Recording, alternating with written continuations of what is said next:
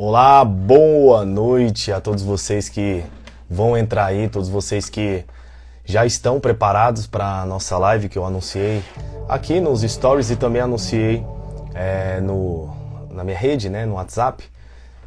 O conteúdo dessa live hoje está incrível, incrível mesmo. Eu vou deixar salvo na plataforma que eu estou preparando para os meus leitores, para as pessoas que me acompanham, e tenho certeza que essa live aqui ela vai entregar cura. Pode ter certeza absoluta, absoluta, absoluta. Se você se dedicar aí a 20 minutos, eu te peço só 20 minutos para você se colocar aí à disposição desta live. Eu tenho certeza que essa live aqui hoje ela vai te fazer chorar, pode ter certeza. Ela vai produzir em você uma percepção talvez que você não esperava, mas confia. Confia porque eu tenho absoluta certeza do que está por vir. E eu já quero iniciar aqui com uma oração, pedir para Deus conduzir esta live, porque tudo que eu faço é para Ele, é para o glorificar. E hoje nós vamos tratar aqui da ansiedade de modo psicanalítico, de modo também espiritual e de um modo até filosófico também. Que o Senhor Deus Ele nos conduza, que o Senhor Deus Ele... Obrigado, Vanessa, pelo carinho. Eu vou saudar vocês já, deixa eu só aqui dar tributo ao Eterno. Que o Senhor Deus Ele nos proteja, Ele nos dimensione, que Ele nos abençoe, que Ele promova a percepção da identidade, a percepção da liberdade, e que seja qual for a interferência que estiver preparada para impedir as pessoas de acessar aqui, que seja impedido. E eu tenho certeza que hoje, aqui, agora, nesse tempo que a gente for ficar aqui, será um tempo de extremo, extremo, extremo, extremo valor. Vai ser muito profundo aonde nós iremos navegar. E eu já quero saudar a todos vocês com o meu boa noite. Estou aqui com o meu cafezinho, ó. Boa noite a todos vocês. E se você sofre de ansiedade, se você faz medicamento de ansiolítico, se você faz medicamento para depressão, né, antidepressivos, se você está sofrendo com alguma crise de ansiedade, se já se desenvolveu em síndrome do pânico, fique aqui. Fique aqui porque hoje pode te entregar cura. Eu só quero uma sinalização se o áudio está bom. Se o áudio estiver bom, a gente já segue aqui. E hoje eu vou trazer uma percepção aqui que talvez pessoas aqui que ouviram esta frase aqui durante a vida inteira, talvez não possam ter percebido. Só me dê um joinha aí, dê um joinha aí, um coraçãozinho, se o áudio, ótimo, o áudio está ótimo. Então, já oramos, já entregamos ao Senhor, já agradecemos e agora vamos ao que interessa, né? Porque eu sei que quem está aqui está com pressa, né? Apesar de ontem a gente ter feito uma live de 1h20 e quem estava quis continuar. Olha só que interessante. Você pode ter ouvido a história de um personagem que se chama Jó. É um personagem muito famoso aqui no Ocidente, é um personagem muito famoso por aqueles que conhecem a Bíblia, né? E Jó ele é tomado como um poema. Eu não sei se você sabe, a construção literária de Jó é tomada como um poema.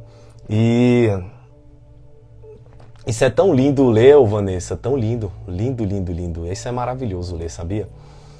Vocês são incríveis, sério. O carinho de vocês, eu sou servo de vocês, né? Então eu vou continuar me servindo.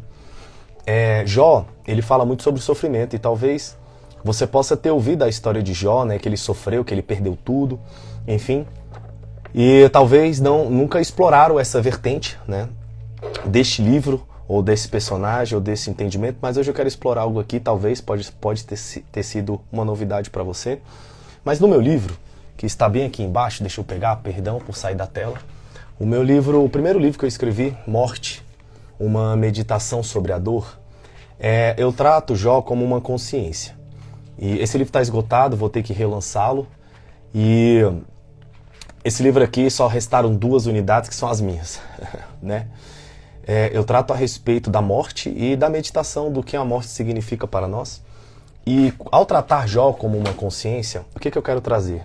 Tem um versículo chave, ou uma passagem, um poema, uma declaração chave na história de Jó, que se encontra lá em Jó 3, versículo 25, que diz assim: porque aquilo que eu temia me sobreveio, e o que receava me aconteceu. Nunca estive tranquilo, nem sosseguei, nem repousei, mas veio sobre mim a perturbação. Vou repetir. Jó 3,25. Porque aquilo que eu temia me sobreveio, e o que receava me aconteceu. Nunca estive tranquilo, nem sosseguei, nem repousei, mas veio sobre mim a perturbação. Se você entender Jó como uma consciência, esses versículos aqui, essa passagem, ela é de uma ruptura de consciência absurda. Porque você entende que Jó ele foi visitado pelos seus medos. E eu sei que no início há uma conversa, né, há um prólogo ali que aparentemente Deus conversa com alguns anjos caídos, enfim, eles negociam o que iria acontecer à vida de Jó, mas eu não quero que você se atente a isso. Eu quero que você se atente que o poema, a história, conta que Jó perdeu tudo, ou seja, ele era um sheik bilionário, se fosse contar nos dinheiros e nas métricas que nós temos de medir herança e patrimônio hoje. Ele era um ser bilionário e de repente ele perde. Ele perde os seus bens, ele perde a forma de produzir os seus serviços, ele perde os seus filhos, né? Jó, ele perde os seus filhos subitamente. Aparentemente ele tem um desencontro ali com a sua esposa, que depois parece que é reatado. Mas olha só que interessante. Ele mesmo confessa aqui que depois que ele perde tudo, ele tinha medo de que isso acontecesse. Porque quando ele diz que aquilo que ele temia me sobreveio, o que me receava aconteceu, repare que ele foi visitado por uma ansiedade. Ou seja, a ansiedade produziu em Jó esta catástrofe. E quando nós entendemos, né, na história desse personagem que perde tudo, e a partir de então ele é acometido por um câncer, né? E esse câncer começa a comer a sua pele, ele começa a sofrer. A história conta que vermes, né, bichos saíam da sua pele, enfim. Agora repara que o grande segredo para mim dessa consciência é que ele nunca esteve tranquilo e ele nunca sossegou, ou seja, ele não repousava. Parece que toda a riqueza que ele tinha trazia perturbação para ele. E hoje nós estamos vivendo em uma era que aparentemente tudo que nós possuímos é muito superficial e é muito fácil de se perder. Porque eu mesmo acredito que não existe nada estável, né? A partir do momento em que nós nos entendemos como seres que... Travou? Ficou legal agora? Por isso que algumas pessoas caíram, né? Então vamos continuar. Se travar, me avisa, tá bom? Então a partir do momento em que nós percebemos essa sociedade, Byung-Chul Han ele já escreve no seu livro, que eu cito no meu livro como referência bibliográfica,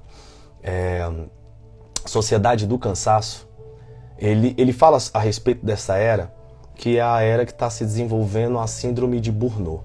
E o que é a síndrome de Burnout? É a síndrome do esgotamento. As pessoas estão ficando esgotadas. Esgotadas sobre toda a demanda que está sendo projetada em cima delas. E em cima dessa demanda há uma ansiedade. E essa ansiedade de não saber o que virá, ela está produzindo doenças. E particularmente a maioria das doenças, elas são psicossomáticas, ou seja, elas surgem primeiro dentro do ser. É claro que existem sim enfermidades que vêm e conseguem penetrar esse receptáculo que somos nós.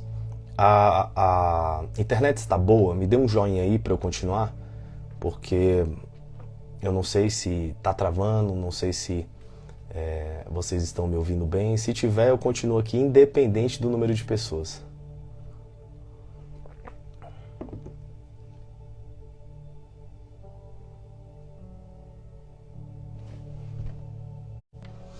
Tivemos um problema com a internet aqui, agora eu coloquei a minha rede móvel. Confirmem para mim aí se está legal para eu continuar, porque vai ficar salvo aqui, e aí depois, quem quiser retornar, retorne. Me dê um joinha aí se está legal o som, se está legal a imagem, se eu posso continuar. A Vanessa tinha falado para mim que travou, e aí eu posso retomar a live aqui agora utilizando meus dados móveis. Ok, vamos então à utilização dos meus dados móveis, ok? Olha só, voltando, né? Existe um personagem, como eu falei, que representa o sofrimento, representa a dor. E Jó, por exemplo, ele tem um livro, né? E no capítulo 3 do livro dele fala que, no versículo 25, porque aquilo que eu temia me sobreveio e o que eu receava me aconteceu. Nunca estive tranquilo, nem sosseguei, nem repousei, mas veio sobre mim perturbação. Ou seja, quando nós olhamos a vida de Jó, tudo que ele tinha, tudo que ele possuía, aparentemente poderia trazer para ele um conforto. Aparentemente poderia trazer para ele uma paz. Porque ele conquistou. Ele tem, né? Ele era alguém de posse, ele era alguém de poder, né? Ele tinha ali uma capacidade de ser observado pela sociedade como alguém de sucesso. E quando nós percebemos, quando ele perde tudo isso, eu já disse aqui no início, no meu livro, o meu primeiro livro, Morte, uma meditação sobre a dor, nós percebemos que eu, ao interpretar Jó, eu interpreto ele como uma consciência. E ao perceber que Jó, ele teme, a tradução aqui do vernáculo é que ele nunca esteve em paz. Eu estou aqui com o livro de Jó do hebraico. Se a gente for tentar transliterar o sentido da palavra, diz que aquilo que temo me sobrevém e o que eu receio me acontece. Ou seja, ele está dizendo que o medo que ele tem atrai para ele uma realidade. E eu quero agora poder destrinchar o que está aqui nessa realidade, porque ele diz que o medo dele produz uma realidade para ele. E é impressionante porque o medo, ele nega o senso da presença. O que é o senso da presença? Repare algo. É muito difícil hoje, na nossa sociedade, principalmente ocidental, nós encontrarmos pessoas que têm a completa sensação da presença. O que é a completa sensação da presença? É você saber onde você está, você perceber o som do ambiente onde você está, você perceber a temperatura do ambiente. É um exemplo. Você aí vestido, né? Você tem que ter uma noção perceptiva da roupa que está tocando o seu corpo, do vento que está tocando aí, escutativa, pronto.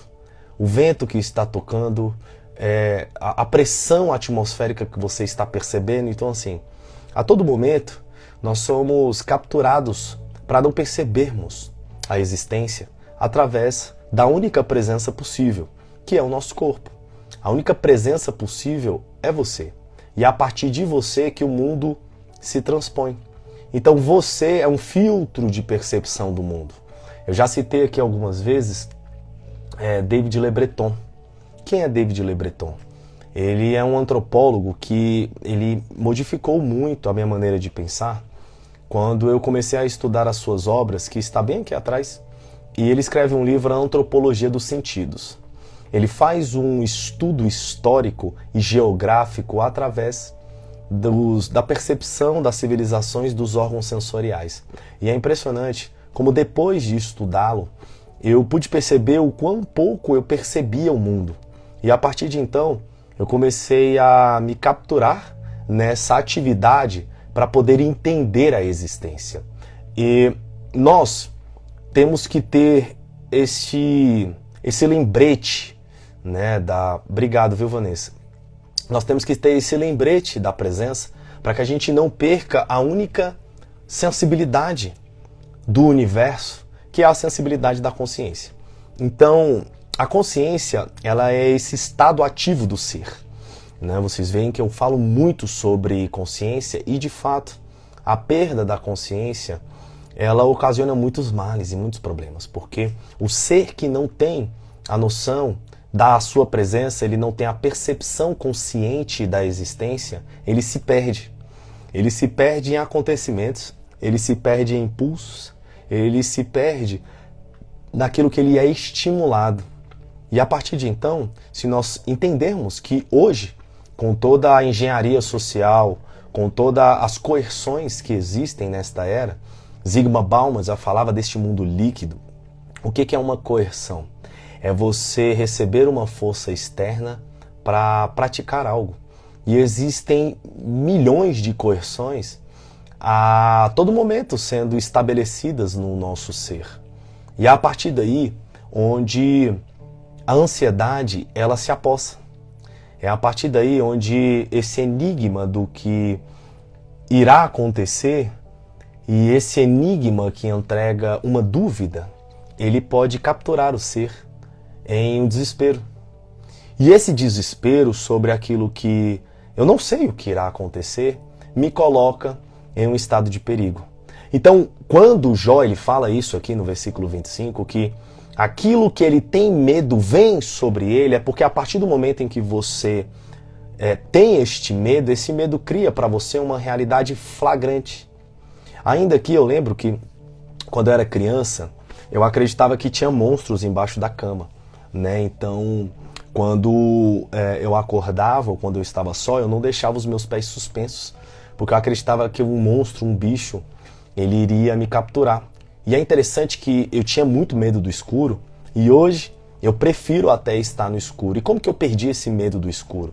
Eu tenho um primo, ele é 2 ou 3 anos mais velho do que eu, e ele na época já era espírita kardecista, e ele já tinha experiências mediúnicas, ele já tinha experiências com espíritos, segundo o relato dele.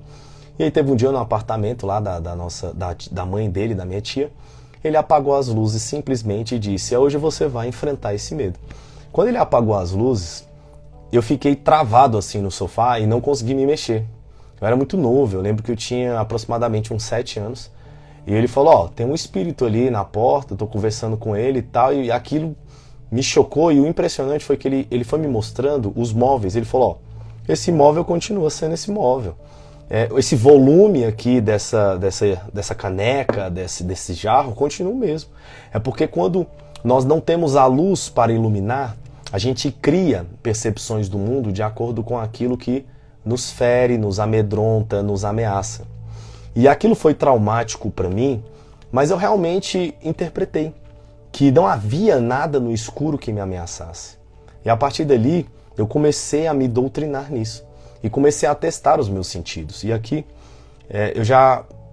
nós estamos falando sobre ansiedade. Você vai ver que é uma construção de um pensamento. Então aqui em casa eu faço constantemente isso, constantemente.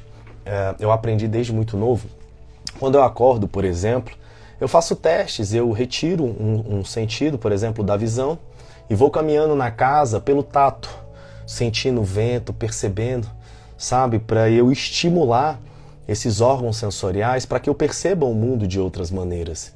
E aqui no Ocidente, o David Le Breton já diz que aqui na América do Sul a sociedade é muito apegada ao órgão sensorial da visão. É por isso que aqui os corpos, né, eles são muito chamativos. Eu não digo só corpos de homens e mulheres, corpos no sentido de corpo mesmo, de matéria, são muito chamativos. É diferente lá do leste europeu, né, como as pessoas lá estão constantemente em climas de frio, em climas abaixo de zero, na temperatura abaixo de zero, estão escondidas.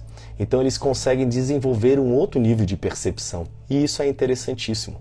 Todavia, nós percebemos que aqui o que assusta um ser que vive nessa sociedade é talvez algo diferente do que assusta um ser do outro lado do mundo. Porque a maneira como que nós calculamos a existência é a maneira como que nós garantimos a nossa força nessa percepção. Por isso que Jó, ele diz que aquilo que ele teme vem sobre ele e o que ele receia acontece. Todo mundo aqui que está me ouvindo, talvez todo mundo, tem alugado carro. E é impressionante que quando você vai alugar carro, aparentemente o aluguel lá está barato. Mas aí quando você chega, ele te oferece: olha, tem esse carro com GPS, mas é só R$20 a mais. Olha, tem esse carro aqui, que ele tem um porta-mala um pouco maior, mas é só R$20 a mais. Olha, tem esse seguro aqui, mas ele só cobre danos até R$3.000. Se eu fosse você, faria outro. É só R$16 a mais.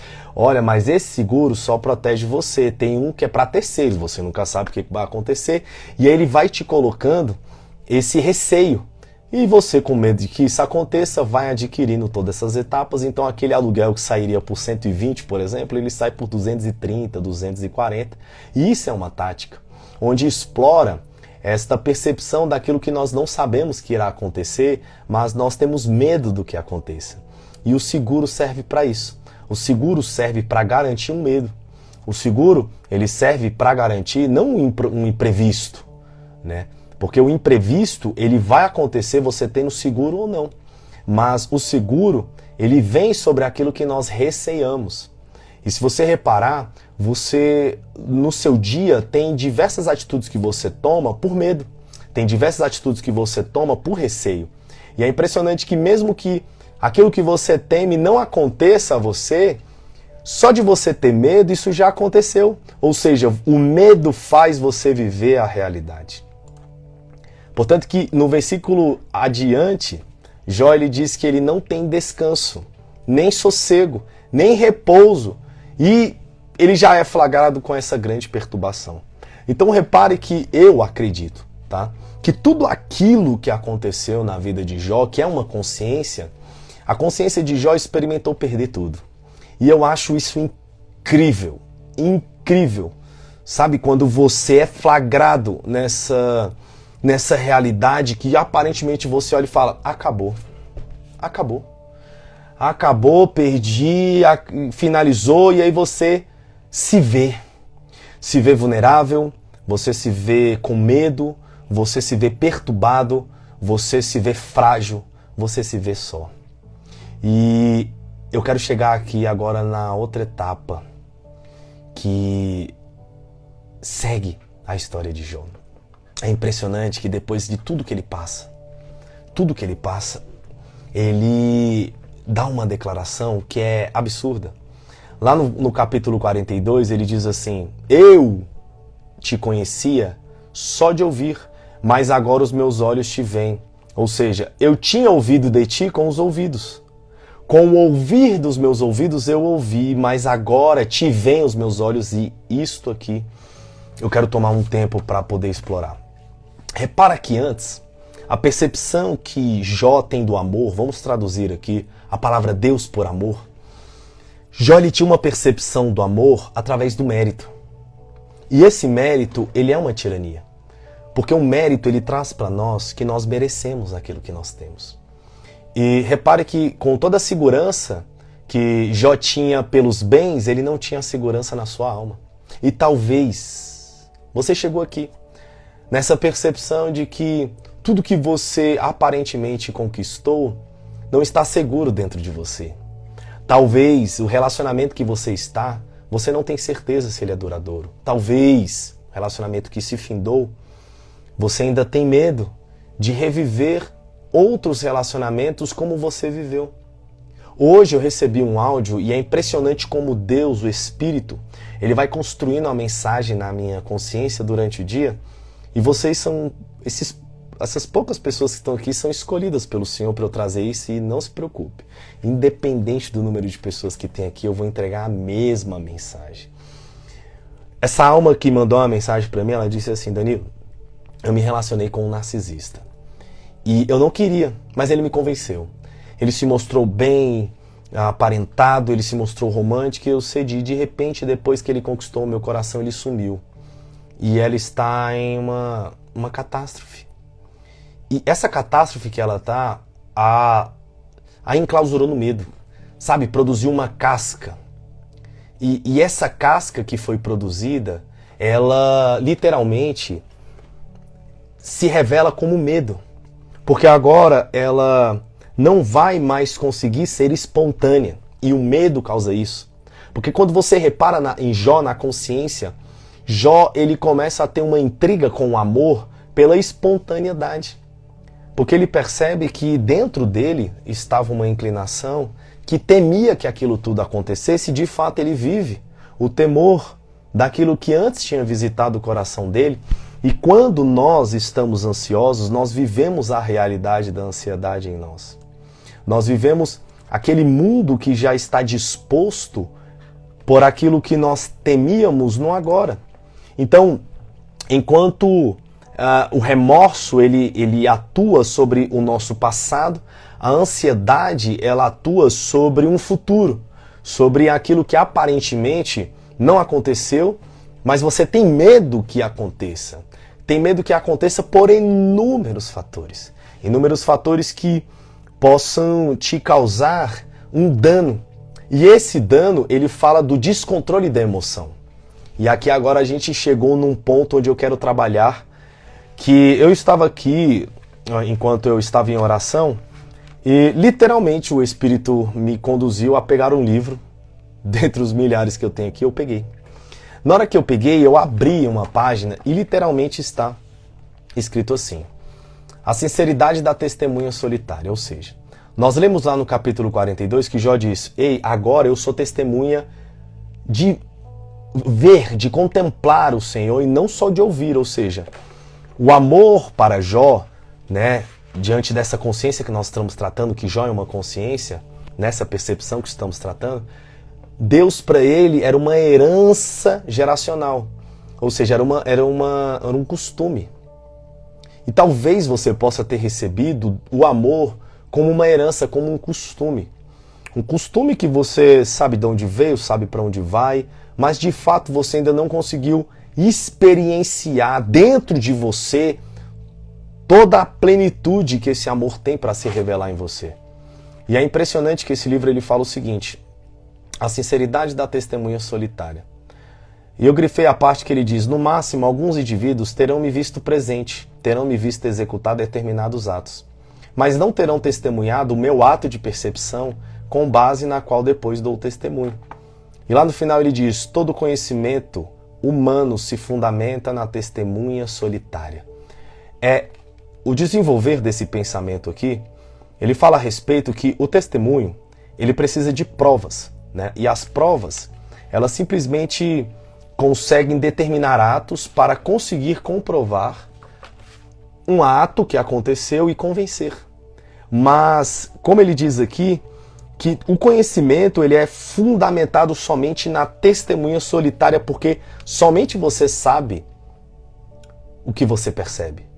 Então, ainda que você tenha perguntado para pessoas o que está acontecendo com você, ainda que você faça terapia, ainda que você se confesse, ainda que você conte a sua vida para muitas pessoas, só você consegue saber o que você percebe. Porque talvez você possa contar algo para alguém sobre uma via que é uma mentira. Porque não é uma realidade de como você realmente percebe. Mas por medo de ser flagrada ou flagrado, por não ser compreendida ou compreendido, você não consegue, de fato, traduzir aquilo que você percebeu em você.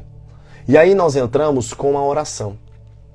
E é algo que não é tratado, infelizmente. Como que você vai chegar num psiquiatra e ele vai tratar a oração como um remédio também para a ansiedade? Porque quando você ora, eu quero que você entenda que a oração, ela não é uma invocação divina. E eu não acredito, ó, a garrafa de café aqui. Eu não acredito que a oração é uma invocação como se Deus estivesse para fora de você. Eu acredito sim que a oração é uma invocação, é uma evocação, melhor dizendo, quando você transpõe Deus de dentro para fora. Porque não tem como você sair de Deus para observá-lo. Logo, Deus se percebe pela interiorização de consciência. Por isso que quando Paulo ele diz lá aos epicureus e estoicos, né, que Deus, esse Deus invisível aí, a gente anda e se move dentro dele. Quando você ora, você evoca a divindade de dentro de você, você evoca a eternidade, você assume a presença do ser. E conforme você vai se confessando, você, ao se ouvir, e é impressionante isso, porque a oração, ela fala de uma comunicação com a eternidade. Então, quando você está se comunicando com o divino dentro de você, você está se comunicando para a eternidade. Então a eternidade passa a ser um referencial. A partir desse referencial, conforme você vai falando, você vai ouvindo, você vai se percebendo, estalos vão acontecendo dentro de você, onde você, através do referencial da eternidade, se modula na sua temporalidade. É por isso que a oração ela tem esse poder absurdo. Quando Jesus Cristo ensina a respeito da oração, ele diz para entrar num quarto, ou seja, ele está dizendo para você fazer no secreto, porque Deus vê. Ele não está falando que Deus escuta. Deus vê a intenção. Deus vê porque ele quer ser visto em você. E conforme Deus se vê em você, ele, além de ser absorvido na sua humanidade, ele também é absorvido quando você o aceita em amor. E perceba que a ansiedade, tudo que eu estou falando aqui está correlacionado com a ansiedade. A ansiedade é uma dúvida no caráter de Deus. A ansiedade é uma dúvida na arquitetura do amor. Eu tenho tatuado na minha pele, que é tatuado na minha alma também, duas sincronias. Uma Fibonacci, né, que está no meu braço, e a sincronia de Fibonacci que está nas costas. Eu acredito que até o mal que é produzido para mim, ele vai desaguar em bem. Sabe? já vivi muitas coisas que aparentemente eu estava levando prejuízo, mas eu sempre confiei na arquitetura divina.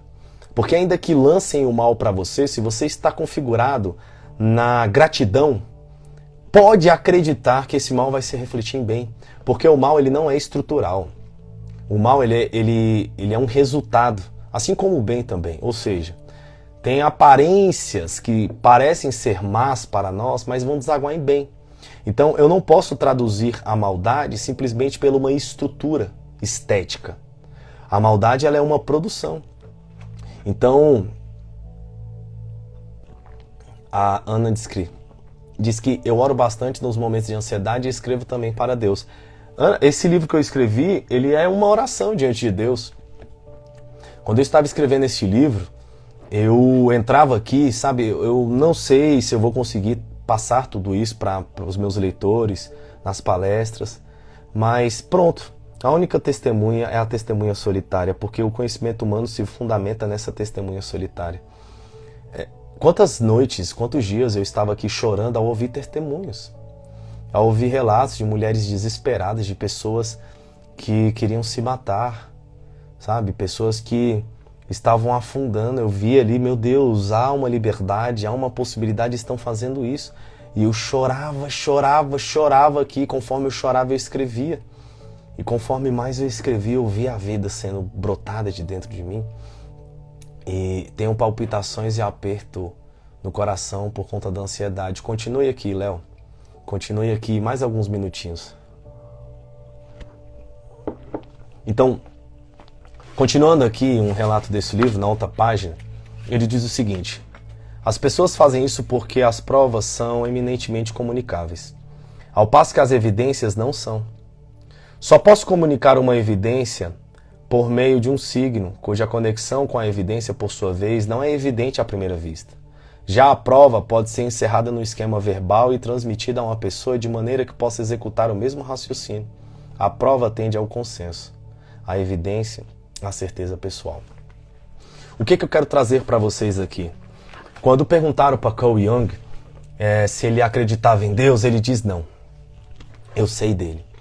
Na minha defesa do TCC, na faculdade de teologia, eu fui convidado pelo professor e foi engraçado porque eu nem ia lá. E Danilo, vem aqui causar uma polêmica aqui. Cheguei lá, no auditório tinha muitos pastores, pastoras, missionárias.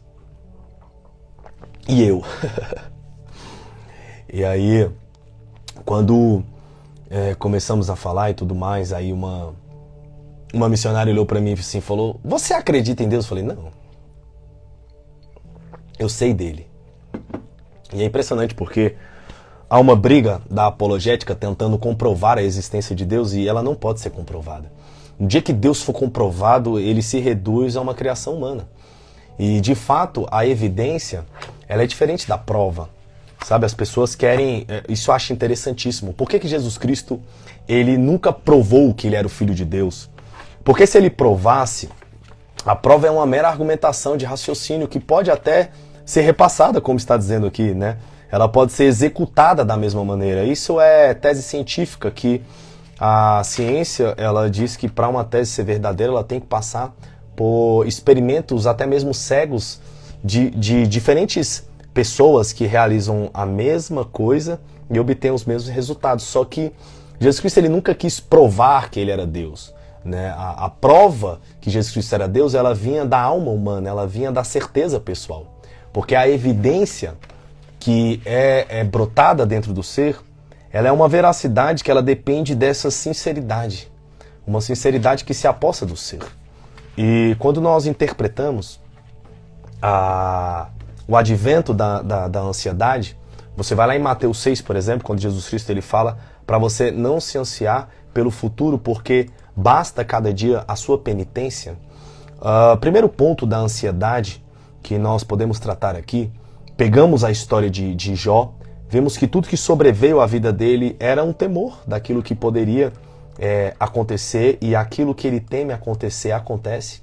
Então, de fato, quando você, por exemplo, se você está buscando uma liberdade financeira para poder fugir do estigma de ser pobre, para poder fugir do julgamento pessoal para poder provar para alguém ou para poder também fazer tudo que você quer.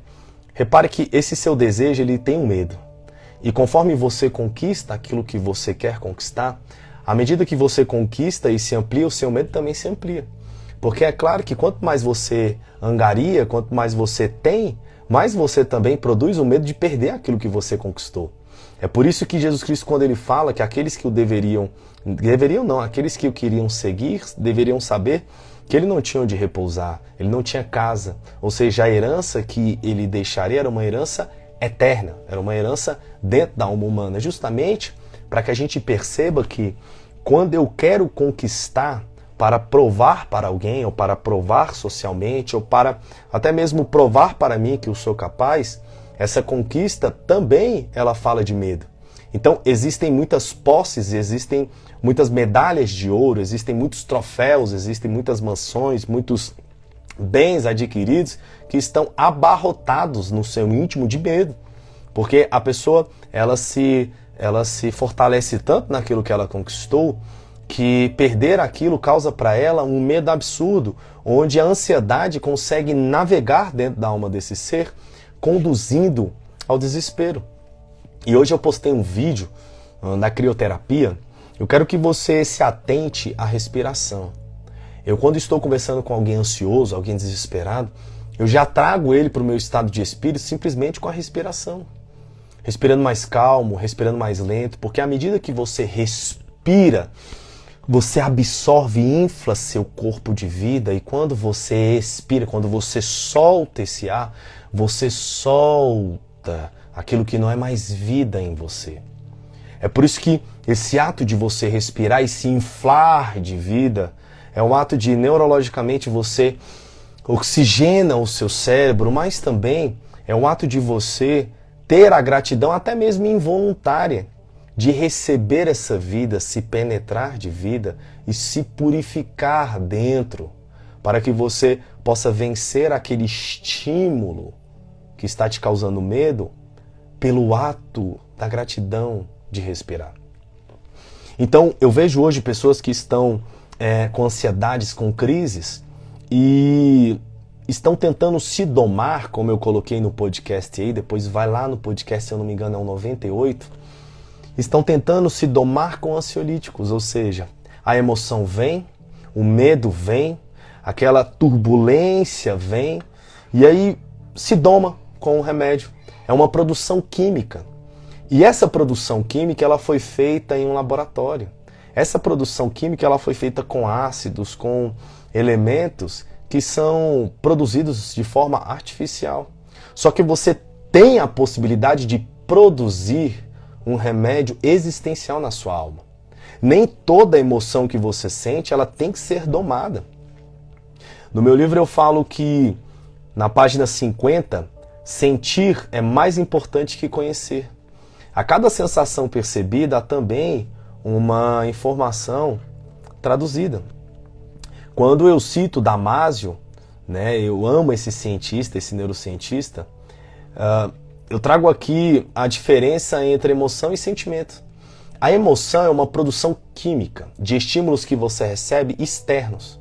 Então, existem conturbações, como o nosso amigo aí, Léo. O Léo me disse que tem palpitações no coração. Existem conturbações que acontecem dentro de nós, Léo, que elas são simplesmente experimentos que nós permitimos que adentre dentro de nós por aquilo que nós percebemos. E quando eu ensino uma oração para as pessoas que me seguem, eu digo, ore ao Senhor para Ele cravar no seu olhar a eternidade. Quando alguém está com a eternidade cravada nos seus olhos, ele percebe dimensões superiores. Se você, por exemplo, você é uma designer de interiores e você é especialista em cortinas.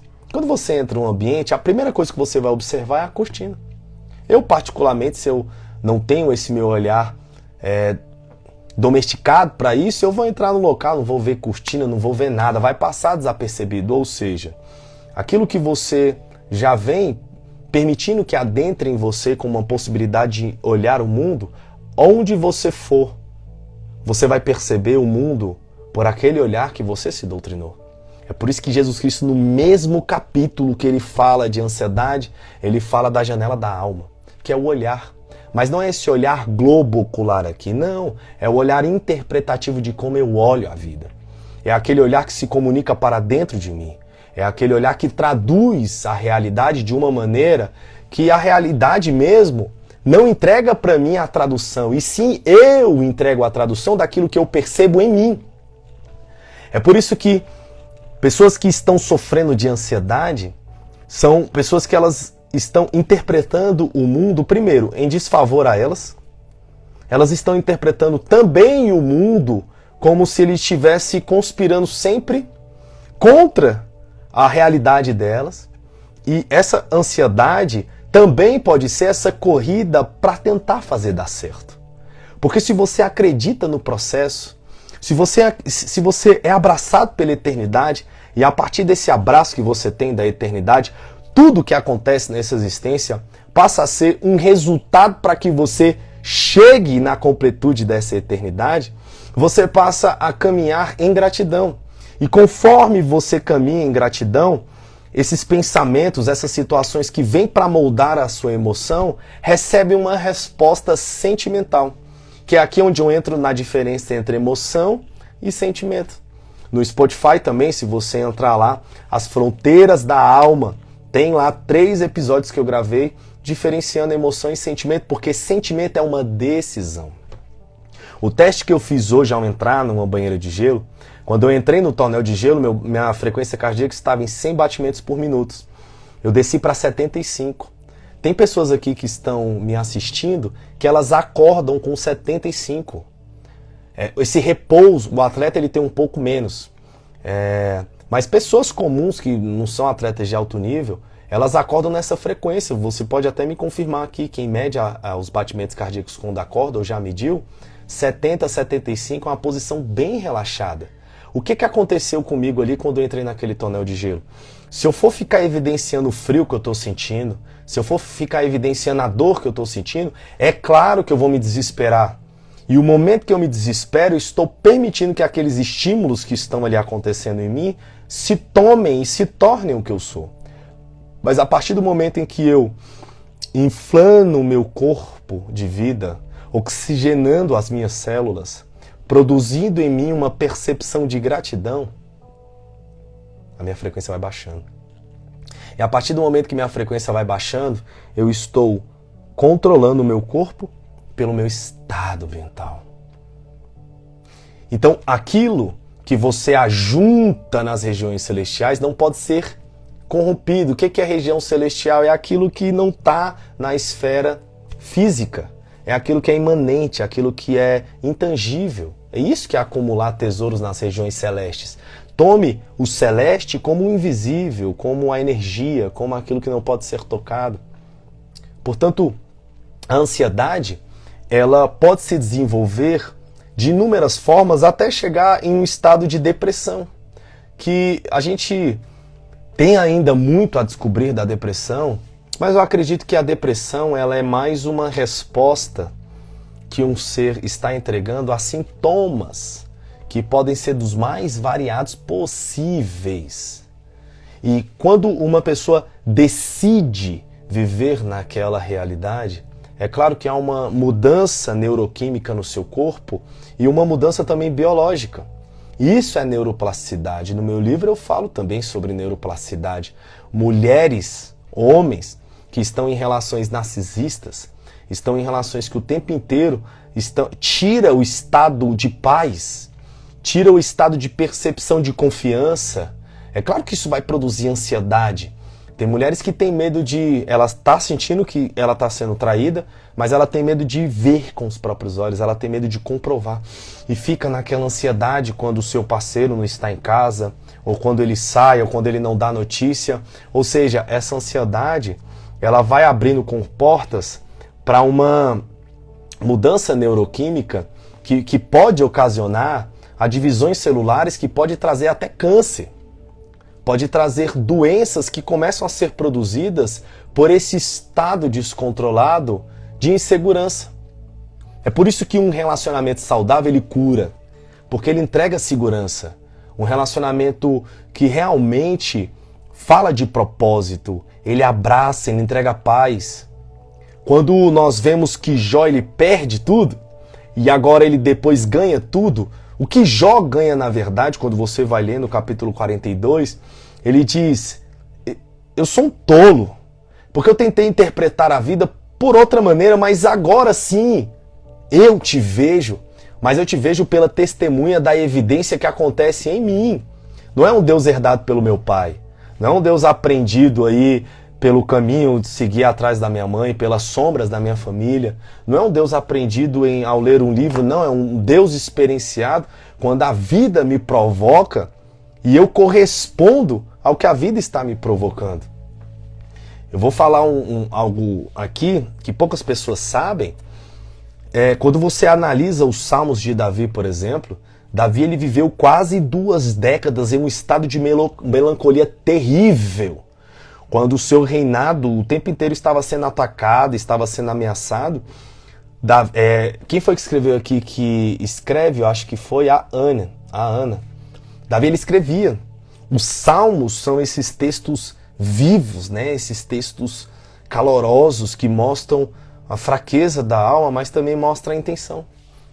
E para mim, a ansiedade ela tem cura quando você começa a perceber a vida e sentir a vida. E você sente a vida através dessa doutrinação que você tem ao perceber a eternidade. Esse ato de respirar é um ato de você agradecer a vida e agradecer o fato de estar vivo.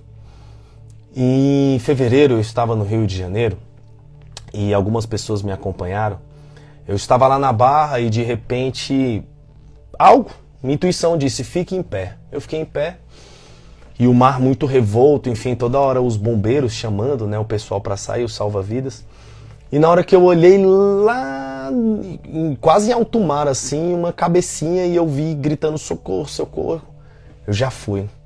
Quando eu fui, nadei, na hora que eu cheguei lá, o menino: não, é lá, não sou eu não. Meu Deus do céu, eu fui por debaixo.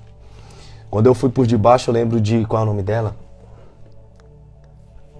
Maria. É uma baiana de 34 anos. Esqueci o nome dela. Eu fui por debaixo do mar e catei, ela já estava embaixo.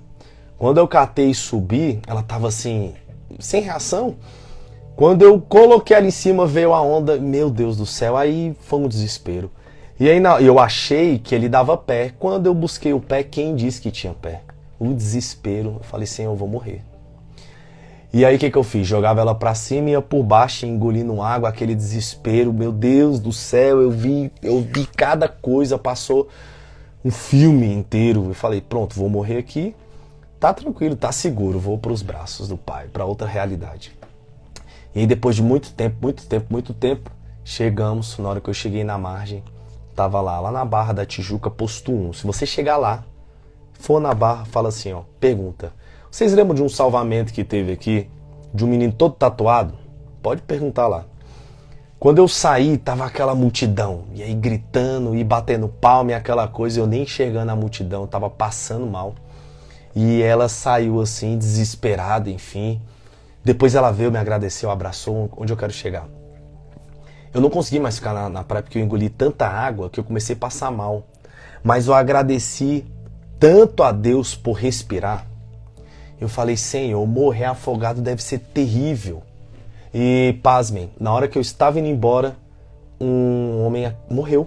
Tinha acabado de morrer lá na Barra. Tanto que depois saiu uma reportagem no Jornal de Minas Gerais, que esse rapaz era de Minas Gerais, e aí até comentaram sobre o salvamento que aconteceu ali. E é impressionante quando nós sentimos a falta do ar, é que de fato nós percebemos o tão maravilhoso é você ter o ar. Então, esse ato de respirar, esse ato de você inflar-se de vida, é um efeito que você pode traduzir não só corporalmente, mas ele é espiritual também. Porque quando você toma vida para dentro de si, você espelha aquilo que não é mais vida. O que eu quero dizer aqui? Também a ansiedade é as informações que entram em você. Você precisa se inflar de vida. De vida. De vida. Eu não consigo entender. Eu sou um policial. Os ossos do ofício da minha profissão, infelizmente, é estar na catástrofe humana. Então, quando alguém está na pior, ele liga para a polícia. Então, a todo momento, eu estou presenciando o pior da sociedade. Eu não consigo entender programas que ficam mostrando crimes. Não. Isso não é jornalismo. Jornalismo é você produzir conteúdo informativo. Jornalismo é você adicionar cultura na sociedade. Isso é jornalismo. Jornalismo não é você ficar como um abutre, né, de homicídios, de latrocínios, enfim, e ficar ali colocando o tempo inteiro, massificando na sociedade. Você vai ganhar o quê com isso? Olhando um camarada que assassinou a filha e queimou ela e matou a esposa, vai ganhar o quê? Vai ganhar nada. Só de saber que o mundo é mau, você já toma prudência no seu caminhar. Todavia, olha aí, me faz sentir mal. Isso é impressionante porque eu tive um caso, Vanessa, eu vou contar, inclusive tá até aí no meu Instagram, de uma criança que eu tive o prazer, né, de resgatá-la, ela estava em cárcere privado, enfim, e vieram os veículos de comunicação falar comigo. Eu disse, eu não tô afim de falar não, e aí veio um repórter bem educado, o Maicon, foi o único que eu dei entrevista, e aí quando chegou eles queriam fazer na frente do prédio, mostrar e tal, eu falei, não, Maicon, não vai, cara, isso não vai edificar a vida de ninguém. E aí eu fiz, na hora que eu saí, inclusive no SBT Nacional, veio o apresentador e veio já aproveitando a deixa para falar da mãe, né, e massificar a mãe e tal. Eu já interrompi ele e falei, olha, a polícia não tá aqui para fazer juízo de valor para a mãe. Eu sou a favor da família, eu acredito que a mãe está passando por um problema e nenhuma mãe em sã consciência deixaria o filho nessas condições. Todavia, eu acredito que nós como sociedade podemos abraçá-la para que ela possa receber uma reeducação, enfim. Aí o repórter, o apresentador já mudou, né? Faço das palavras do Danilo as minhas palavras, enfim. Mas repare, quando você permite que isso adentre dentro de você, às vezes você não está entendendo por que está tendo tantas crises de ansiedade. Filtra. Comece pela respiração. Não esqueça. Infla-se de vida. Tenha o hábito de parar, de meditar, de refletir, de sentir a vida. Tente estimular os teus órgãos sensoriais. Quando você for beber uma água gelada, sinta que ela está gelada. Quando você for tomar um banho quente, sinta que o banho é quente. Quando você for se cobrir, sinta o cobertor que te abraça. E quando você for também perceber aquilo que está adentrando dentro de você, repare. Talvez você não tenha reparado as pessoas que estão andando com você e o tempo inteiro estão trazendo coisas ruins, comentários ruins, críticas, danos. E isto pode produzir em você também uma sensação de desespero. Que o mundo é mau, todo mundo sabe. Agora, se você se apegar na estrutura da maldade, você não vai viver. É por isso que a ansiedade hoje, ela visita vidas que... Não é vidas que estão sem fazer nada, como se elas estivessem no ócio, porque o ócio ele é totalmente criativo. São vidas que estão sendo estimuladas de uma maneira que traduzem a vida delas como se ela estivesse perdendo tempo, sabe? Como se ela tivesse que produzir mais, que fazer mais, e aí tira essas vidas do estado de paz para que produza cada vez mais performance, para ter mais, para angariar mais, para ter mais. Então, olha só o que a Vanessa e a Anne está falando. Quando você consegue valorizar esse nível de percepção do seu dia, e você, poxa, eu particularmente tenho uma sensação com café maravilhosa. Todas as vezes que eu viajo para fora, eu saio sozinho e pego um café, pronto. Isso aconteceu comigo lá em Roterdã. A gente jogou, se eu não me engano, contra a Holanda, foi o terceiro jogo. Acabou... Não. O jogo classificatório contra a Inglaterra. Acabou. Aí eu fui pro hotel sozinho. Cheguei, na hora que eu peguei o trem, eu olhei pra cima, olhei a linha de trem e vi a última cidade que tinha na Holanda, que se chama Haia. E na hora que eu olhei, eu fui, me arrumei, enfim. Voltei pro trem e peguei. A gente tinha transporte gratuito, né, por ser os atletas lá do Mundial, e fui pra Haia. Eu postei tudo sobre a Holanda quando eu estive lá, e aí eu fui. Na hora que eu cheguei em Haia, até hoje eu sonho com essa cidade. É uma cidade que tem a praia lá na Holanda, na Holanda. E quando eu cheguei lá, eu comecei a observar as plantas, as construções, as pessoas. E aí quando eu cheguei bem no centro de Haia, eu fui no Starbucks, comprei um cappuccino, e aí vim, peguei esse cappuccino e fiquei assim, parado no centro assim, ó, e passando centenas de pessoas, e a lágrima descendo. Quando eu olhava um indiano passando, quando eu olhava um africano, um europeu, um sul-americano passando. E o Senhor, obrigado pela humanidade. Obrigado por me dar a oportunidade de perceber isso. E conforme eu ia olhando, agradecendo, sabe, eu fiquei ali uns 30, 40 minutos, chorando e agradecendo a Deus por perceber a vida daquela maneira. E até hoje isso está vivo dentro de mim. Até hoje. Até hoje. E pode perceber, eu falando isso já te trouxe paz. Perceba que a paz está nessa percepção. Não permita que venha assaltantes da paz trazer para você e te conduzir a um estado de desespero. Calma, fica tranquila. Diante dessa situação, o que pode ser feito? Diante disso que está acontecendo, o que pode ser realizado? Quando eu hoje ouvi de novo, ouvi ontem, estou recebendo alguns testemunhos de pessoas que olham para mim e dizem: você passa tanta paz. É porque eu já experimentei a angústia da morte diversas vezes. 2016 foi a primeira vez que eu fali. Eu já contei isso algumas vezes, tem esse testemunho, mas deixa eu contar para vocês que estão aqui. 2016, eu demorei muito tempo para juntar o que eu tinha. Tinha vindo da Austrália, enfim, e coloquei o dinheiro, um camarada me pedindo para investir e tal, ele investia.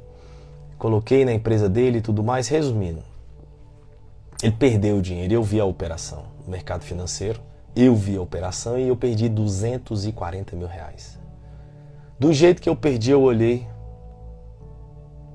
fechei o celular, deitei na cama e dormi. Na época, eu era casado, a minha ex disse assim: como é que você consegue dormir sabendo que perdeu isso disso? Eu não perdi. Vamos conquistar de novo. Simples. Naquela mesma noite, eu fui pro escritório, criei um curso. E comecei a divulgar o curso. Isso foi em 2016. No outro ano eu já tinha recuperado. Então, essa foi a primeira falência. Se eu contar a segunda para vocês aqui, a segunda, meu Deus. Eu só me tornei policial por conta dessa segunda. E eu gostaria muito que a pastora Daniela estivesse aqui, que algumas pessoas estivessem aqui, não sei se minha mãe está aqui para comprovar isso. Vou contar isso aqui também. Estava em Natal, 2019 foi um ano que eu me separei. E vocês não vão ver eu falando da minha vida pessoal, até porque falar, eu acredito que pode expor a pessoa e enfim, e foi uma dádiva para mim estar casado e também foi uma dádiva para mim hoje ser quem eu sou também através do divórcio. Foi um ciclo encerrado e um ciclo encerrado em muita paz. 2019, depois eu deixei tudo para trás, enfim, e trabalhei, meu Deus, trabalhei. O ano de 2020, quem me acompanhou, eu tinha uma universidade que dava cursos de mercado financeiro e tal. 2020, cheguei no auge, assim, sabe? Eu preciso contar isso pra vocês. É até emocionante pra mim, porque eu tirei essas fotos do meu Instagram. Foi nesse ano em que eu consegui alcançar um status social muito alto, sabe? Comprei uma BMW conversível, dei um carro para minha mãe, comprei uma moto e eu ganhava muito dinheiro, muito dinheiro, muito dinheiro. E eu fui perdendo a sensibilidade da vida, sabe? E o Senhor falando, eu vou te visitar. Quando foi em novembro, eu estava com minha família em Natal. E eu saí e tudo mais, e quando eu voltei, meu gerente disse assim, Danilo, olha a tua conta. Porque eu tinha um escritório aqui e deixava o gerente cuidando das minhas contas e tal. Eu gerenciava um grupo também de investidores e na hora que eu abri minha conta, um camarada que eu ajudei, um sul-africano, ele entrou na minha conta e hackeou todo o dinheiro. Cara, na hora que eu olhei aquilo, tava em Natal, Ponta Negra, eu me ajoelhei e comecei a chorar diante de Deus. Falei, Senhor, o Senhor me visitou. Fiquei mais um dia ali em Ponta Negra, contraí Covid e vim para Brasília. Eu olhei e falei, meu Deus, e agora?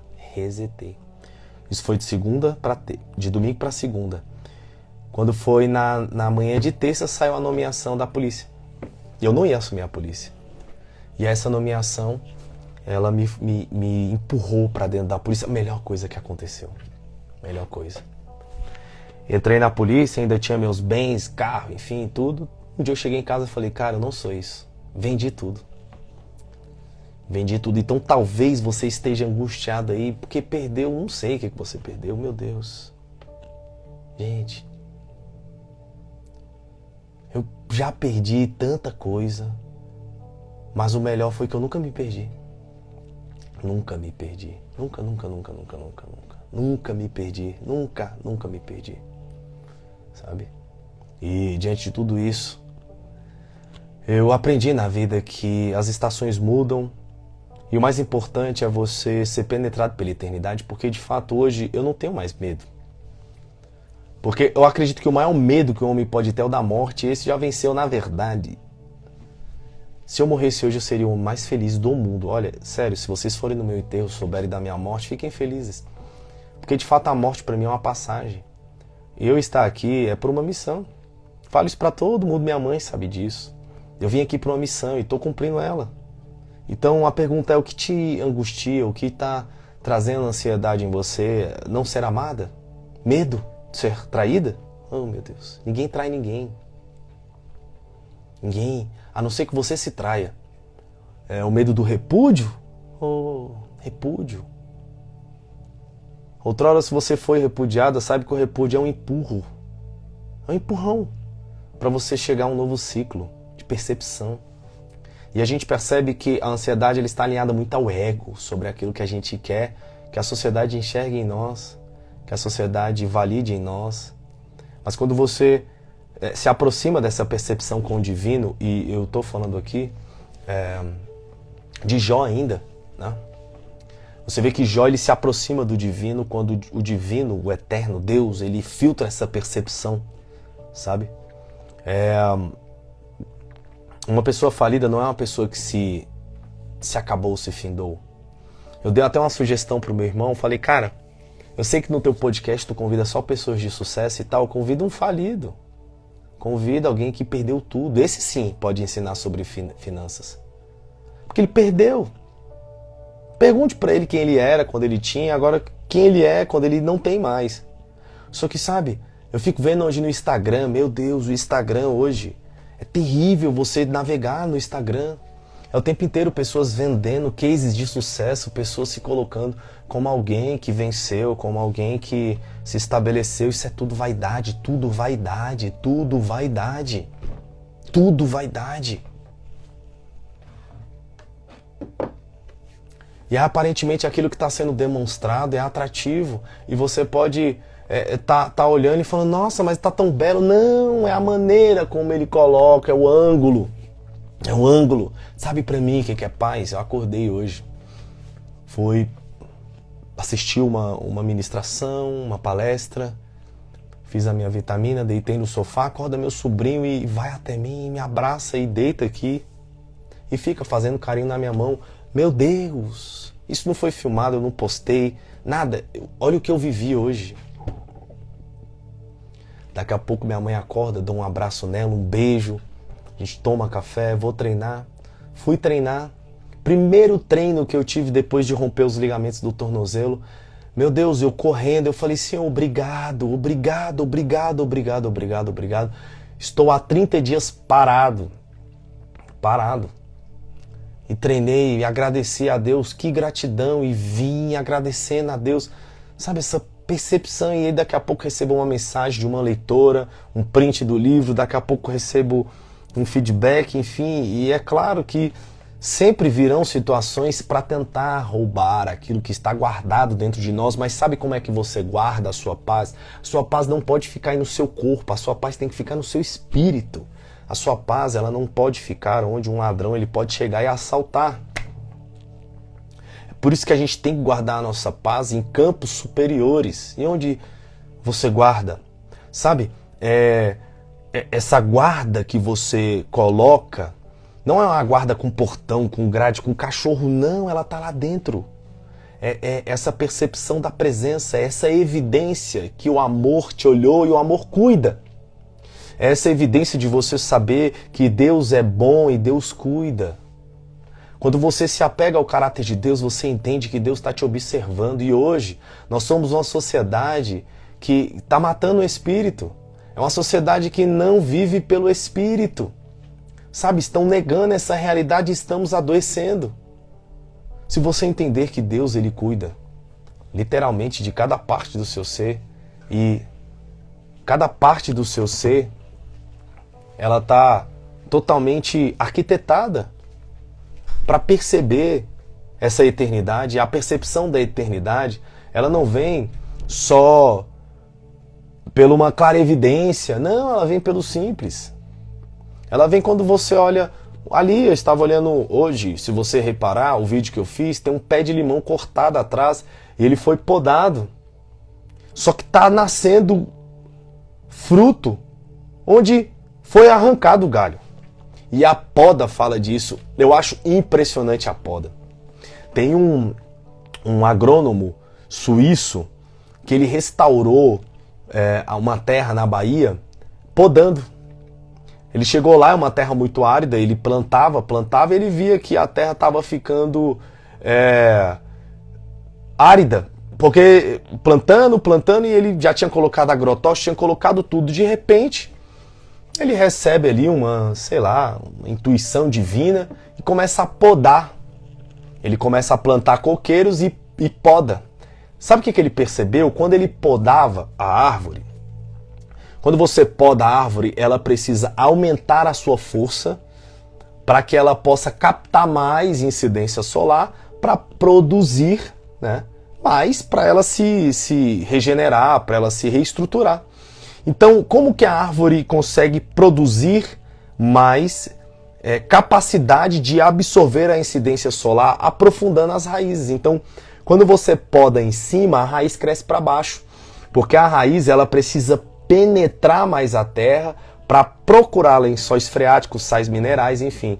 Ela precisa procurar comida, ela precisa procurar sustentação para que ela entregue força para os galhos, para as novas folhas se abrirem para capturar através da fotossíntese mais incidência solar.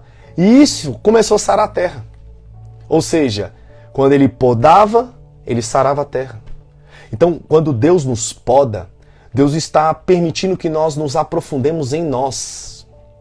Como eu disse ontem no vídeo aí, no podcast, o repúdio talvez possa ser a oportunidade para você se aprofundar em você. Só que é claro que quando a gente recebe a dor, a gente quer o tempo inteiro acabar com ela. A gente quer o tempo inteiro fugir, fica colocando Deus nos bancos dos réus e fica, ai Senhor, Senhor, calma, viva isso. Se você entender que você merece viver isso, eu mereço, sim, você merece. Traduza isso dentro de você e entregue de uma outra forma. Seja esse câmbio da existência. Porque a partir daí você vai perceber que a paz vai habitar no seu ser, se comunicando com realidades que aparentemente são catástrofes. Porque a realidade ela produz provas. E ainda que o seu contra-cheque prove para você que você não é tão rico assim, ainda que seu exame de saúde lá de sangue prove para você que você não é tão saudável assim, ainda que as provas de amor que você tem não são suficientes, você pode ter a evidência dentro de você da completa satisfação de ser você em Deus. Em Deus. No amor. No meu livro eu falo sobre esta intensa vontade e caminho que criamos para receber esse amor que nunca quita. Nunca quita. É o tempo inteiro a gente tentando receber e nunca quita. É por isso que os testemunhos aí que eu postei, a Lu disse, né, Dan, quando eu terminei de ler o livro, eu percebi que eu estava amando mais Deus. E você não fica citando versículos, eu já disse, eu não fico citando versículos, nada disso. Eu vou discorrendo no livro de uma maneira, e eu espero que esse livro fale nessa geração para outras. Eu espero que esse livro, sabe, a intenção era claro que o livro se viralizasse, mas como eu estava conversando, quero que o livro, uma indica para outra, que indica para outra, que indica para outra, e vai crescendo assim. Conforme o livro vai crescendo, eu vou me conectando com vocês. Se tivesse um remédio para tomar e passar, seria bom. Mas não tem jeito, o deserto é meu, eu tenho que cruzar. Olha só, Ana, sabe o que é interessante? O deserto ele é uma figura de linguagem linda. Quando você percebe o deserto, ele não tem muita paisagem. Porque a paisagem do deserto é você. E o deserto é impressionante que quando você caminha, ele não deixa rastros, porque o vento vem e ele modifica a areia. Então o deserto ele só te dá um destino. Ele já te entrega que você, vivendo ali no deserto, você vai ter que se experienciar. Se experienciar nas suas limitações, na sua vivência. E eu sei que é difícil. Eu não estou falando que é fácil, não. Eu sei que vem dias de choro. Eu sei que vem dias de luto. Mas, todavia, tem como você viver isso e não se ansiar. Sabe? Porque quando você se anseia, quando você tem essa ansiedade na sua alma, você produz essa realidade agora. Quer ver um exemplo? O Leonardo disse que o coração dele palpita. O seu cérebro não diferencia virtualidade de mundo real. Aquilo que você pensa, você vive. Então você pode estar pensando agora em muitas coisas e o seu corpo está vivendo isso sem que você esteja passando por essa situação. Portanto, tenha calma. Respira. Se infla. Ainda que tudo que você juntou tenha perdido em um segundo, em um instante, a confiança, o zelo, seja o que for, você tendo a coragem de saber que é na sua existência que Deus vai produzir essa nova genealogia, é isso. É você se apegar a isso, é essa âncora. E por que a Vanessa diz... Eu estava falando hoje, Vanessa, eu liguei... eu estou fazendo já comecei a falar. Fazendo um propósito de oração, sabe? Que eu disse... Eu não quero que meu livro vá aonde a unção não pode chegar. Eu quero ir primeiro pela unção e depois ir pelo livro. E ainda que eu esteja falando de narcisista, de relacionamento e tal, eu quero que as pessoas não se apeguem ao conhecimento que Deus me entregou. Eu quero que elas se apeguem ao poder que sai de mim. Só que se eu não tiver paz em mim, como que eu vou poder produzir essa sensação de paz? É você literalmente confiar. Confia. Confia. Mas a confiança... Ela não entrega esta certeza de que o que é pior não vai acontecer. Não, não é isso. Sabe, a confiança ela está no caráter do divino, no caráter do eterno, no caráter de Deus. Se você tem filho, filha, você vai saber que tudo que você faz para o seu filho é pensando no bem dele. Mas às vezes ele não vai entender isso. Às vezes ele não vai... Sabe, ele pode interpretar que você tá, poxa, o tempo inteiro ali, tentando modificar a realidade dele. Ele não entende que aquilo é bom. Tem criança que se você deixar, ela vai se queimar, ela vai se matar e você tem que ficar intervindo o tempo inteiro. Sabe, você não faz isso por amor. Portanto, as maiores obras que a gente pode realizar, elas partem desses abismos que a gente vive. Tem um livro chamado Healing to Heal. Eu não sei se tem no português, deixa eu ver aqui na Amazon. Curados para curar. Curados para curar. É um médico que ele escreve como nós só curamos depois de sermos feridos. Então, o nosso organismo, ele trabalha com isso, sabe? De você receber esse estímulo e por esse estímulo, por essa violência que você sofre, você reentrega isso, né? E nós só podemos entregar cura se nós formos estimulados para produzir essa cura. Mas esse estímulo, ele ocorre com um trauma. Esse estímulo ocorre por um trauma. Outro exemplo. Eu comecei a sentir uma dor no joelho decorrente dessa lesão que eu tive no tornozelo. E eu não gosto de tomar remédio de jeito nenhum. E eu pesquisando, eu falei, cara, eu preciso encontrar algo. Entrei no YouTube. Vou responder sua pergunta. Entrei no YouTube e vi um médico ali falando sobre uma massagem que você tem que fazer num músculo que está interligado ali. Falei, pronto, peguei minha máquina de massagem ali, fiz e acabou a dor. Não estava no ponto. A massagem não precisava ir no ponto, ou seja, a dor que eu estava sentindo, a cura não estava naquele ponto. Eu tinha que fazer uma massagem e liberar o músculo que desaguava lá. Onde eu quero chegar? Para de focar no ponto da dor. Foca de onde ela vem. E principalmente para o que ela está te indicando. Porque a nossa dor é o nosso propósito. A sua dor não precisa ser o seu propósito. Mas aquilo que você percebe é aquilo que você vive. Portanto, principalmente o problema que você consegue identificar é a capacidade que você tem também de resolvê-lo. Porque problemas, quando são enxergados, eles mostram que a nossa atenção está apurada para percebê-los. Então, quando Paulo, por exemplo, ele diz que o zelo pelo evangelho consome-o, ele via o tanto que ele tinha perdido o tempo em não perceber esse amor. E isso consumia ele por ele ver pessoas que ainda não tinham sido despertas, sabe? Então, essa dor sim, que o impulsionava, mas não era uma dor de lamúria. Era uma dor da poda. Era uma dor que fazia ele penetrar sulcos dentro da sua alma, que o aprofundava nessa dignidade de prosseguir. Sabe? Então, aquilo que... Pronto, ostra feliz não produz pérola. Uma ostra, quando ela é estimulada, ela é ferida, ela cria resina ali por décadas, centenas de anos. E o que ela faz? Entrega uma pérola. E o que é uma pérola? É uma proteção a uma ferida.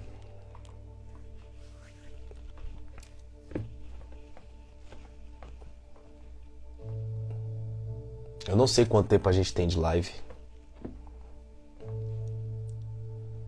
E nem sei se é pra gente continuar mais. Essa live eu não vou deixar ela salva no Instagram, tá? Eu vou salvar ela no meu celular e ela vai pra plataforma que eu estou criando para aqueles que querem me acompanhar, me seguir, vai estar tudo lá. Tá bom? Portanto, às vezes você esperava aqui que eu pudesse contar 1, 2, 3, 4 passos para curar a depressão e pronto, a gente veio. Se você for pegar lá, a gente vem. Sabe, o mergulho é muito mais profundo. Vai muito mais adiante. E aí eu pergunto o resultado, vocês que estão aqui. Quem pudesse comunicar comigo, o que você está sentindo agora, nesse exato momento? Escreva aqui para mim. O que é que você está sentindo neste exato momento?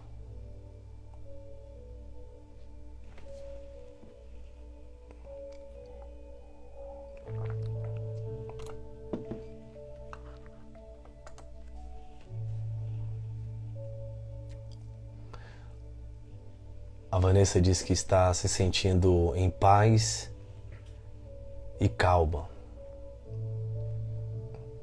Se alguém mais puder deixar aqui também esta confissão. Paz. Ananda diz que está sentindo paz. Aí eu vou devolver com uma outra pergunta. Por quê? Por quê? Por quê?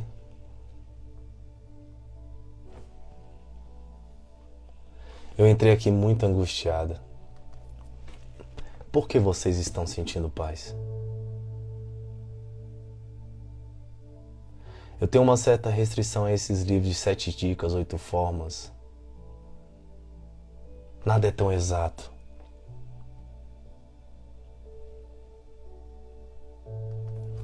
A Lena diz que está sentindo solidão. A Ana está sentindo ansiedade, angústia.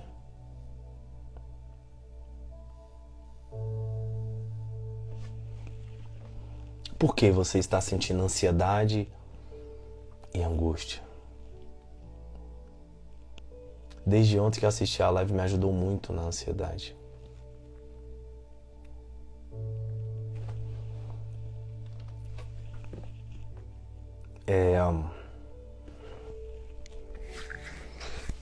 Uma das coisas que eu nunca vou me render são esses métodos que estão inventando hoje, sabe? Adquira isso, compre isso e faça esses passos e tal. Isso aí é tudo enganação. O caminhar, ele é contínuo. Sabe? O caminhar, ele é vida. A própria palavra discípulo vem do vernáculo talmidim, né, que fala sobre aquele que é formado enquanto caminha. Amanda disse, porque estamos refletindo sobre nosso estado, estamos tomando consciência. Que frase! Porque clareou minha mente, entendi que a respiração melhora a ansiedade. Na maioria das vezes focamos muito no problema e isso aumenta a ansiedade. É claro, é claro. É claro. Olha, essa possibilidade que você tem, olha só que interessante. Quando Jesus Cristo fala que o reino dele não era dessa terra, a todo momento, o que Jesus Cristo fazia? Ele trocava. Ele falava assim, ó, me dá teu reino e eu te dou o meu. O meu reino é de paz. Me dê o seu. Ainda que tudo estava desmoronando, ele, calma, toma o meu. Sabe, há uma figura de linguagem linda quando você lê a história de Marta e Maria.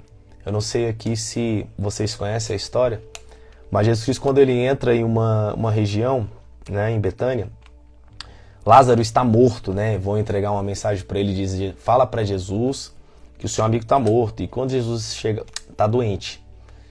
Fala para Jesus que o amigo dele está doente. E quando Jesus chega, Lázaro já está morto, enterrado, enfim. E aí quando ele chega, vem Marta, né? Chorando, desesperada. Jesus, se você estivesse aqui, lá, ele, onde é que tu colocastes? Mostra para mim. Só que é interessante quando Jesus Cristo entra na casa e está Marta e Maria.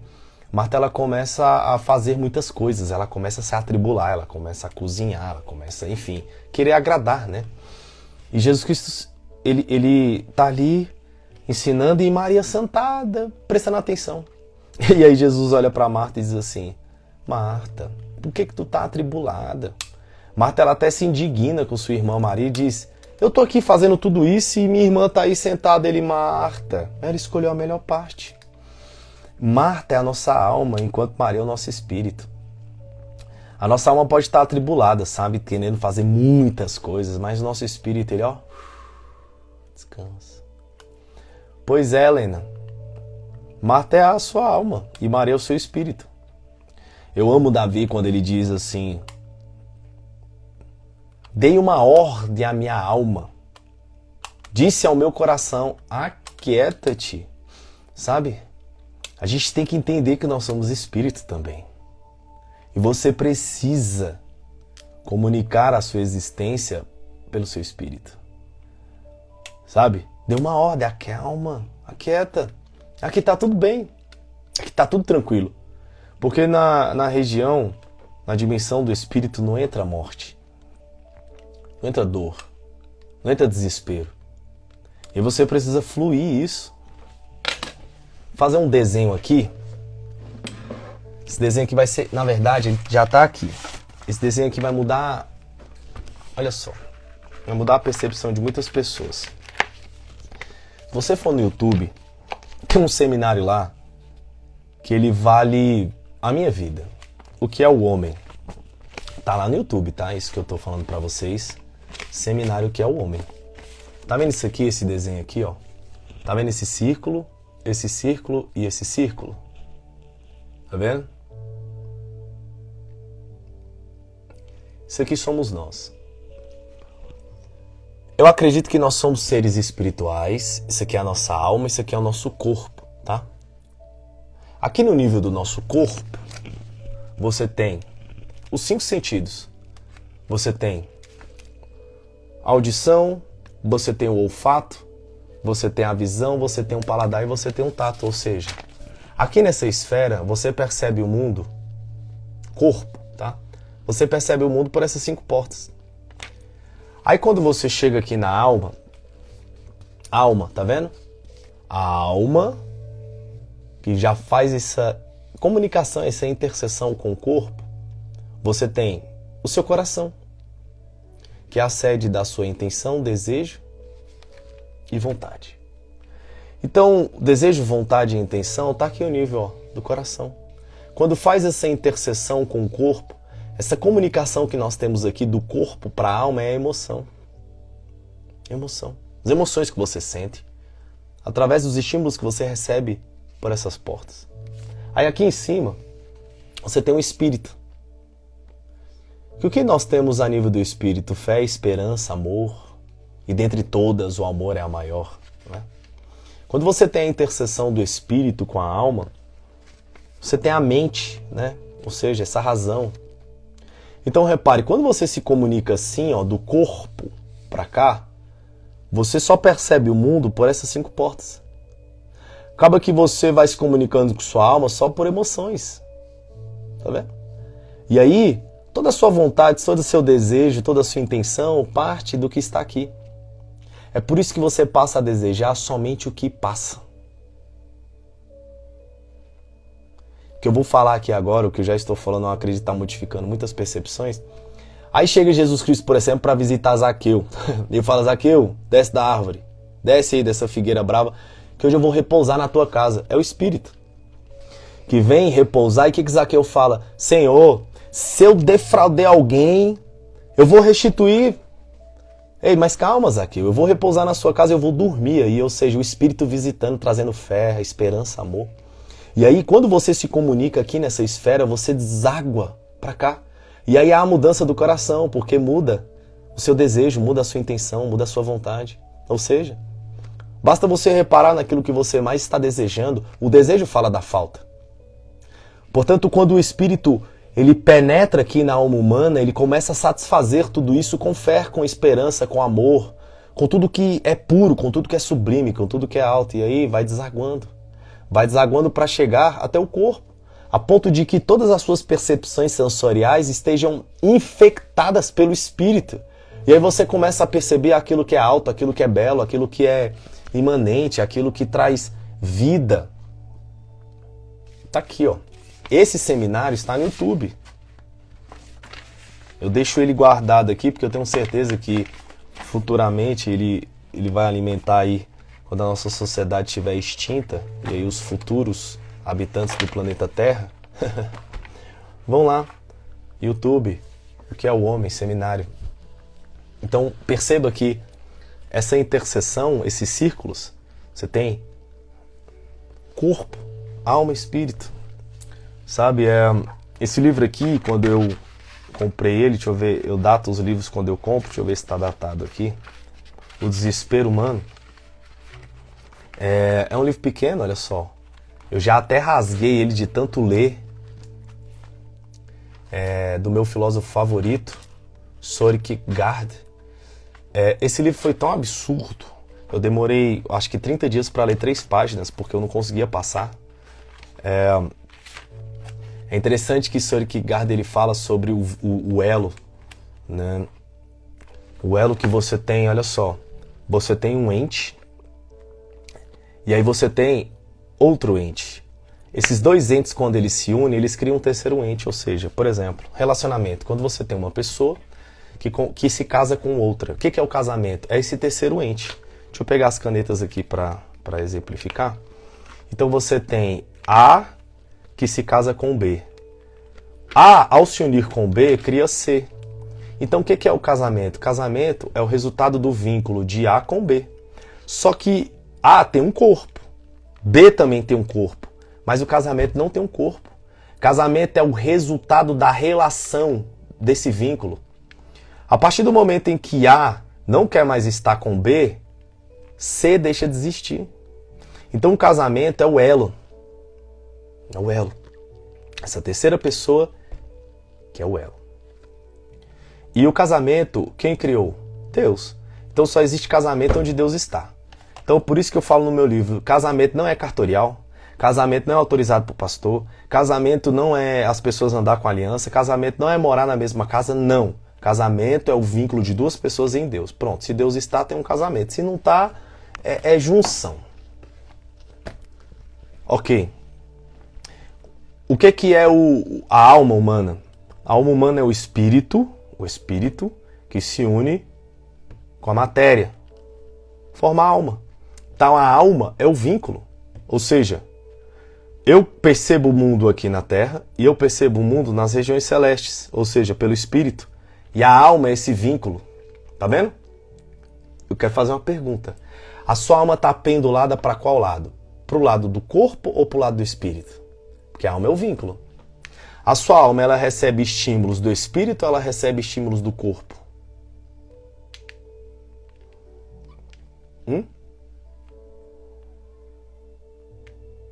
Vou contar outra coisa aqui também. Aprendi isso aqui, o Frei que... Eu ouvi um Frei um dia desse e falei... Esse aqui que eu vou falar vai surpreender muita gente. Quando eu casei com 24 anos, eu casei virgem. Virgem, Danilo, você casou virgem? Sim, eu casei virgem. E até então eu tinha uma vida consagrada e eu era celibatário, né, digamos assim. E pra mim o sexo... Então eu desenvolvi uma juventude que não percebia esses estímulos aí. Isso aí passava, sabe? Porque minha vida era oração, era se dedicar ao estudo, era visitar hospitais, era visitar enfermo, era pregar na praça, meu Deus, minha vida era isso aí. Então assim, eu não desenvolvi isso, sabe? E por que eu estou falando isso? Lembra do pêndulo? Olha só, pêndulo, né? Então eu me comunicava estritamente com o espírito, sabe? Esses estímulos aqui. Primeira vez que eu fui ficar embriagado, eu fiquei embriagado a primeira vez com 27 anos, se eu não me engano. 27 anos, foi no ano novo. Primeira vez que eu fiquei embriagado, então deu um álcool pra mim. Sabe, então, era uma vida que ela se dedicava muito, sabe? Por que eu falo que se dedicava? Porque, claro, tive meu momento ali de disruptura, né? Onde eu quis viver uma vida dissoluta e tudo mais. É impressionante quando a gente quebra, né? Esse pêndulo aqui começa a viver só nesse estímulo corporal e a gente quer alimentar a nossa alma pelo que sai aqui.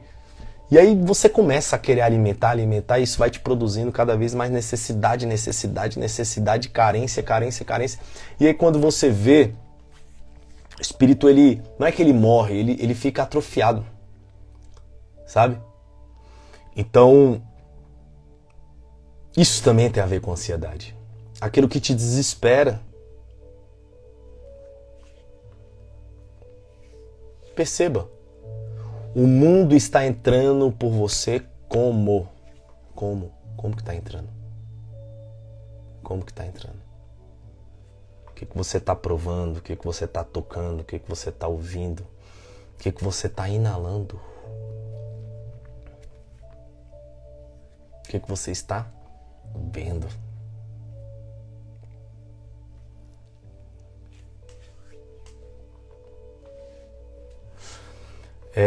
Eu vou colocar aí nos stories o link do meu grupo de WhatsApp, onde eu divulgo a minha agenda. Você percebe que agora a gente já está na terceira live seguida. Aqui tem sido um ponto de ministração. Vou colocar lá para vocês me acompanharem. Quem quiser adquirir o meu livro, tem algum mistério com a Amazon. Eu recebi mensagem aqui do responsável lá por dentro da Amazon. Ele diz: Danilo, não sei o que está acontecendo com o seu livro. Ou seja, é uma guerra para o meu livro ir para a Amazon. Mas enquanto não está na Amazon, ele está no meu site. Então, se você quiser ler, conhecer um pouco mais como eu penso, vai lá no meu site, que está aí no link da minha biografia. Se quiser, me mande direct, eu estou respondendo todos. Quero sempre poder responder todas as mensagens que me mandam. E eu vou encerrar só porque eu estou um pouco cansado. Hoje o dia não parei. E deixe aqui os agradecimentos se vocês quiserem falar, quiserem edificar a minha vida também. Muito obrigado. É isso. É isso.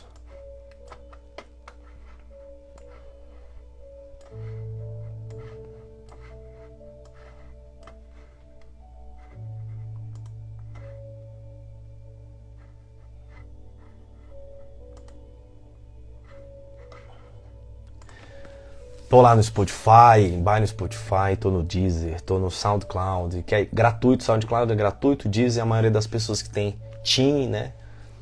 Já tem o Deezer incluso, e o Spotify, para quem tem assinatura também.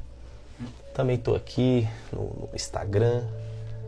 É isso. Vocês têm alguma coisa para falar? Obrigado, Lena.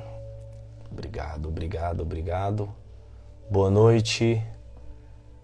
Deus abençoe você, amém. Obrigado.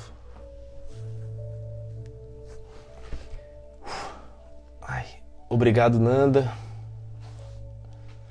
Obrigado por estarem aqui até agora. Espalhem isso. Espalhem essa verdade, espalhem esse amor. Tô virado aqui, porque eu tô esticando a minha perna, muito tempo dobrada. E fiquem com o Senhor, tá? Eu vou postar aí o link aí. A live eu vou salvar, mas eu vou baixar ela e ela já sai do Instagram, tá? Ela vai ficar na plataforma.